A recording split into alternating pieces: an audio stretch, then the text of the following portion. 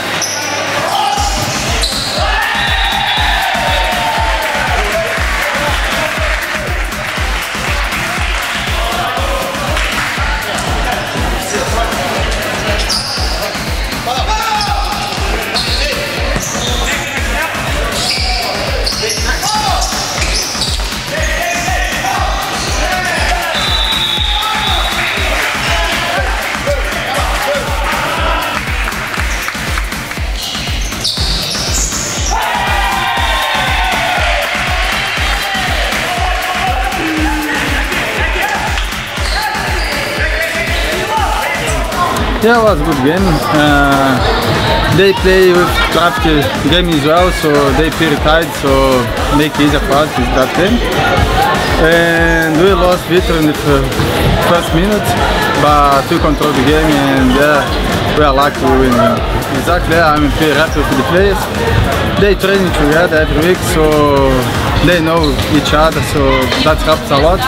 And I hope for the next week for the semi-final we play the same and hopefully we win the semi-final. Well, it's going to be a tough one today. We had a few guys that were unavailable, but no excuse, we got a deep squad and we came out, we fought pretty hard, but today they were a much better team, and even if they got Victor sent off, we struggled to cope with them. They moved the ball very well, and we weren't as sharp as we could have been, but we got to regroup and come back strong against Cumbria in the semis next week. So, well, for us it's been an up and down season. I mean, we started off very well, we won our first 4 club games I think it was, and then we've kind of slowed down since. So for us it's been a mixed season, we've had some good, we've had some bad, but overall it's been pretty fun for me personally, being at a new club, learning a lot of new things, and I think a lot of the guys have, as the time's gone, have gone to gel a bit and been enjoying it, but it's going to be tough this next week, and it's 2 tough games if we do make the final, 2 tough games in 2 nights, and we've got to put all in a training this week, and we've got a chance, and as long as we come in and we play our strongest game, we can do a bit of damage in the finals.